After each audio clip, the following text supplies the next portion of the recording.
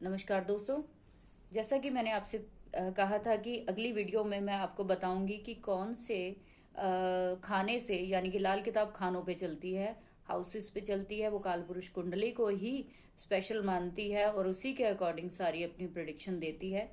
तो इसमें ये बताया गया है कि अगर आपके फर्स्ट हाउस में जो भी मैं आपको आज जानवर या फिर परिंदे बताऊंगी, उनमें क्या होता है कि आप उनकी हेल्प लेकर अपने जो ग्रह है उनको, उनकी सेवा करके आप उनको ठीक कर सकते हो। तो फर्स्ट हाउस किन किन जानवरों को इंडिकेट करता है? फर्स्ट हाउस जो है वो इंडिकेट करता है कालपुरुष कुंडली के अकॉर्डिंग, जो लाल किताब ने बताई है, वो है सभी सींग वाले जानवर। जितने भी सींग वाले जानवर होते हैं वो सभी जो है फर्स्ट हाउस में आते हैं। उसके बाद झिल्ली या फिर झेर, झेर में यानी कि जो जेर में पैदा होते हैं, जैसे कि बिल्ली या फिर समझ लीजिए कि जो भी जेर में पैदा होने वाले जानवर हैं, मेंढे और हरिन। तो हिरन वगैरह जो है ये सारे फर्स्ट हाउस के हैं। तो कभी भी आपको फर्स्ट हाउस के रिगार्डिंग कोई प्रॉब्लम आती है तो काल पुरुष कुंडली के अकॉर्डिंग भी आप इन जानवरों की सेवा करके अपने जो फर्स्ट हाउस को आप ठीक कर सकते हैं। उससे आपको बहुत अच्छे रिजल्ट आने शुरू हो जाते हैं। सेकेंड हाउस जो है वो, क्योंकि वो शुक्र का है, तो सबसे ज्यादा गाय को माना गया है। उसके बाद गाय के बाद जो है, गाय भी जो है वो पालतू होनी चाहिए। ठीक है, जो आवारा या फिर बैल जो है, बैल को भी यहाँ पे माना गया है। तो गाय, बैल और सांड जो है काल पुरुष कुंडली में सेकंड हाउस के जानवरों को बताया गया है। तो आप इनको जो है उनकी सेवा करके सेकंड हाउस के जो मेलिफिक है उनको ठीक कर सकते हैं। थर्ड जो है वो है शेर। थर्ड हाउस के जानवर जो बताए गए हैं वो है शेर, उसके बाद तेंदुआ, बिल्ली, भेड़िया, और उसके बाद जो जितने भी जो खूंखार जानवर हैं वो सारे जो है थर्ड हाउस में है। क्योंकि थर्ड हाउस मंगल का है, यहाँ पे राहु जो है वो उच्च के इसीलिए हो जाते हैं क्योंकि कहा जाता है थर्ड और 11th में मेलिफिक हो तो वो पर्सन करेजियस होगा। तो वो इसी वजह से होता है क्योंकि यहाँ पे जो ये इन हाउसेस को जो जानवर भी बताए गए वो भी बड़े ही करेजियस बताए गए हैं। तो कभी भी लाइफ में आपको थर्ड हाउस के रिगार्डिंग कोई प्रॉब्लम हो तो आप जो है इन जानवरों की सेवा कीजिए, इनके लिए कुछ कीजिए, चाहे आप किसी भी तरीके से कीजिए, तो आपको ये जो प्रॉब्लम है थर्ड हाउस के रिकॉर्डिंग वो दूर हो जाएगी। उसके बाद जो फोर्थ हाउस है, फोर्थ हाउस के जानवर बताए गए हैं कि केकड़ा, झींगा और मछली, कछुआ। तो ये सब जो है पानी के जीव है। पानी के जीव यानी कि फोर्थ हाउस पानी का है, मून का है, तो नेचुरल है। मून के अंदर यानी कि तालाब में या फिर झीलों में जो जानवर रहने वाले हैं, आप उनके लिए कुछ कीजिए, आपको मून से रिलेटेड जो भी प्रॉब्लम्स है वो दूर होनी शुरू हो जाएगी। ये इतनी बड़ी और इतनी अच्छी, इतनी इजी रेमेडीज है जो कोई भी किसी भी तरीके से किया जा सकता है। पुराने समय में ये सब चीजें रेगुलर रिचुअल्स में थी।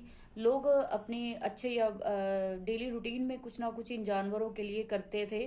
तो इसलिए आज हम शहरों में रहने के बावजूद रहने के कारण हम लोग इन चीजों से बहुत दूर हो गए हैं और समस्याएं भी दिन बर दिन इसीलिए बढ़ती जा रही हैं। पांचवा हाउस जो है वो सूर्य के जानवर हैं। सूर्य के जानवर कौन से हैं? तो जैसे कि जो गर्मी में जो गर्मी से उत्पन्न होते हैं और सूरज की रोशनी में ही रहते हैं, जो सूर्य की रोशनी में नहीं रह सकते, सॉरी, और छिपे रहते हैं। यानी कि आप देखिए कि बंदर है, बंदर को सूर्य के लिए स्पेशली बोला जाता है कि कभी भी सूर्य से रिलेटेड कोई प्रॉब्लम हो तो बंदरों की सेवा कीजिए, लाल मुंह वाले बंदरों की सेवा कीजिए। तो कभी भी जो है आपको सूर्य से रिलेटेड कोई प्रॉब्लम हो तो जो चींटियां होती हैं आप उनकी सेवा कर सकते हैं। चींटियां भी सूर्य, लाल चींटी जो है सूर्य से और ब्लैक चींटी जो है वो शनि के लिए देखी जाती है। तो इस तरीके से वो जो जमीन के अंदर छुप के रहने वाले जानवर है ना, उनकी सेवा जो है आप करेंगे तो सूर्य का जो है आपको बल प्राप्त होगा। उसके बाद छठा हाउस जो है वो, क्योंकि तहखाने का और जो है इसका संबंध जो है, इसकी दृष्टि जो सीधा 12th हाउस में है, तो हवाई में, हवा में उड़ने वाले जो परिंदे हैं वो उनके साथ जोड़ा गया है। जैसे कि तोता हो गया, उसके बाद कबूतर हो गया, मैना हो गई। ठीक है, और इसके बाद इसको जमीन पे रहने वाले कुछ जानवर से भी जोड़ा गया है, जैसे बकरी और गाय और स्पेशली कुत्ता।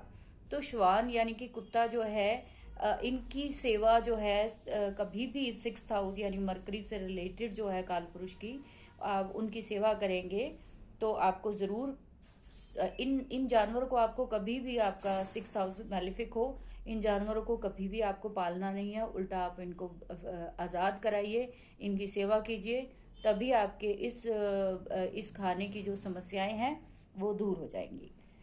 उसके बाद 7th हाउस है। 7th हाउस के जानवर जो हैं वो है चरने वाले जानवर, जो खेतों में या दूर दराज मैदानों में जो है ना वो चरने के लिए जाते हैं। जैसे चरने वाले जानवर आप जानते हैं कि बैल हो गया, गाय हो गई, और जिनके सींग जो है वो नीचे की तरफ झुके होते हैं, स्पेशली जो है जिनके सींग जो है नीचे झुके हुए होते हैं। और जिनके भी जो भी जानवर जो है कई अंडे देने वाले होते हैं ना, वो भी जो है 7th हाउस के ही जानवर है। छिपकली भी इसी के जानवर, लाल किताब में बताया गया कि छिपकली भी 7th हाउस के ही जानवरों में आती है। तो कभी भी आपकी लाइफ में 7th हाउस, फैमिली से रिलेटेड, पार्टनरशिप, या फिर आपको किसी भी तरीके से जीवन साथी से सुखों में कमी हो, तो आप इन जानवरों की सेवा जरूर कीजिए। ठीक है, तो उससे आपकी लाइफ में बहुत सारी दिक्कतें दूर हो जाएंगी। उसके बाद है 8वां घर। 8वां घर तो देखते ही कहा जाता है जहरीला है। तो मतलब वो छिपी हुई चीजें हैं, बिच्छू की तरह डंक मारने वाली हैं। तो बिल्कुल सही बात है। तो इसके जानवर भी जो है वो खतरनाक ही होते हैं, यानी कि जहरीले बिच्छू और जहरीले कीड़े हो गए। और ऊंट जो है, ऊंट भी इन्हीं के आता है। तो कभी भी आपको 8th हाउस की दिक्कत हो तो आप इन जानवरों को कुछ ना कुछ खाने को दीजिए, इनकी सेवा कीजिए। उसके बाद 9th हाउस का हम लोग देखेंगे। 9th हाउस जो है वो क्या है, हमारे भाग्य का है। सभी कहते हैं भाग्य का है, हमारे फादर का है। आपको कभी अपने फादर से रिलेटेड, अपने भाग्य से रिलेटेड, लंबी यात्रा के रिलेटेड कोई दिक्कत आ रही है, तो आप 9th हाउस के जानवर यानी कि मेंढक, हंस, हुमा एक जानवर होता है, आप सर्च करेंगे तो मिल जाएगा, नील गाय। ठीक है, तो जो पानी और खुश्की दोनों पर ही रहने वाले कुछ जानवर जो होते हैं ना, वो जो है वो 9th हाउस के होते हैं। उसके बाद 10th हाउस है मगरमच्छ, सांप, घड़ियाल और मवेशियों की धूम, यानी कि मगरमच्छ तो 10th हाउस का वैसे ही मकर का वो मानते हैं। उसके बाद सांप और घड़ियाल और मवेशी। 11th हाउस में जो है वो है जिस सांप का मुंह दो तरफा हो, दो मुंहा सांप जो आपको कभी कहीं मिल जाए, तो उनकी सेवा जो है वो इसलिए इनकी बोली जाती है। अगर 11th हाउस में कोई दिक्कत है तो सांप को दूध या फिर सांप की सेवा के लिए बोला जाता है। उसके बाद 12th हाउस जो है वो है बिल्ली, चमगादड़ और मछली के लिए। आपको कभी भी 12th हाउस के रिगार्डिंग आपको हेल्थ के बहुत इशू आ रहे हैं, बहुत ज़्यादा बीमार हो रहे हैं आप बार बार, तो आप क्या करेंगे कि बिल्ली की सेवा कीजिए, चमगादड़ की सेवा कीजिए। चमगादड़ तो बहुत मुश्किल है मिलना, मछली की सेवा कर सकते हैं। ठीक है, तो बिल्ली और मछली की सेवा कीजिए, आपकी ज़िंदगी में जो हेल्थ रिलेटेड इशू है वो दूर होंगे। तो इस तरीके से मैंने कोशिश की है आपको उन जानवरों की डिटेल्स देने में, ताकि आपको हेल्प मिल सके। आप नहीं कुंडली देख सकते हैं, इट्स ओके, कोई बड़ी बात नहीं है। लाल किताब ने इतना इजीली चीज़ों को क्लियर किया है कि आपके पास कुछ नहीं है तो एटलीस्ट आप इन चीज़ों को अपनी ज़िंदगी में धारण कीजिए और अपनी ज़िंदगी की समस्याओं को दूर कीजिए। आपको अच्छा लगा हो तो लाइक और सब्सक्राइब ज़रूर कीजिए। और बहुत खुशी होती है मुझे जब लोग कमेंट करते हैं छोटे छोटे, तो मैं कोशिश करती हूँ सबको आंसर देने का।